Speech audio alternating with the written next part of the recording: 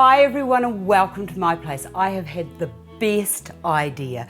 I was lying in bed the other night looking at this that I made ages ago, little artificial still life that goes above my bed, and I've put the lovely little name down there. But anyway, I was looking at it and I thought, people who live in small spaces, who haven't got room for lots, but want to have some still life art or a living picture, and how to put a flower of their choice with the real thing, because sometimes you only get 2 or 3 flowers.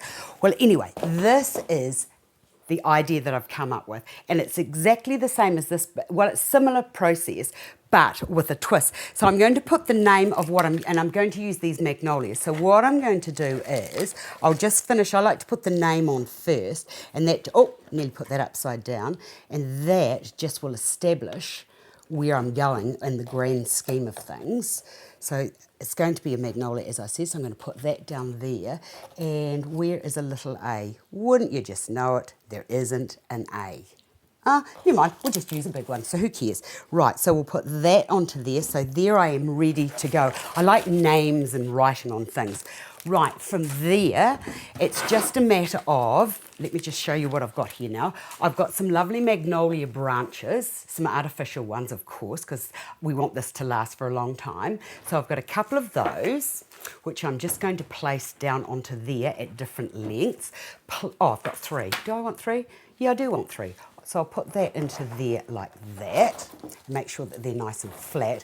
Plus I've got these other beautiful magnolia flowers. Aren't they just gorgeous? And for those of you who keep asking, where do I get my silk flowers from?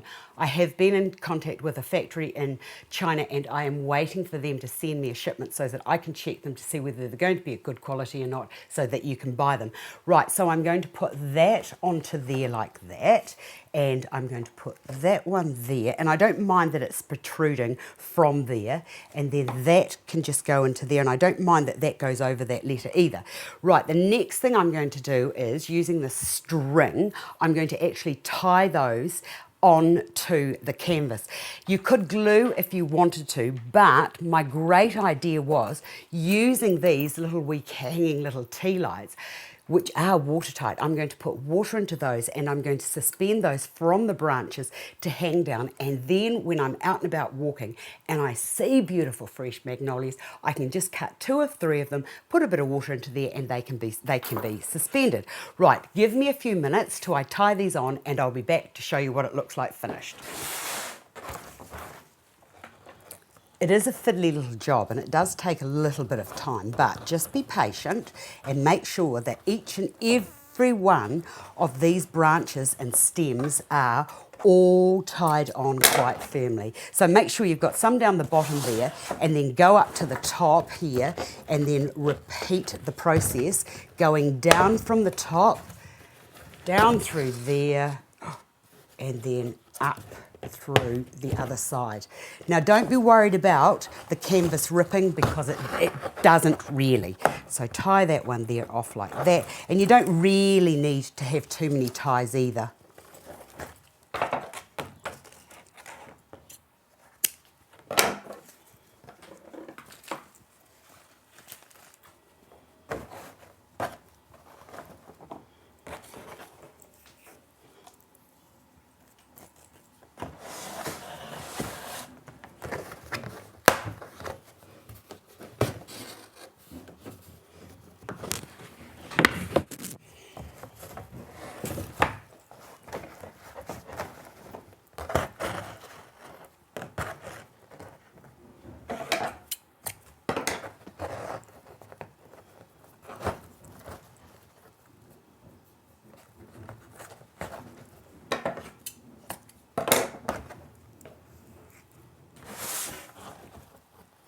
Right, there they are, tied off quite firmly. Now I was going to put another one in there, but I've actually decided now that just the 2 with the 2 branches will be sufficient.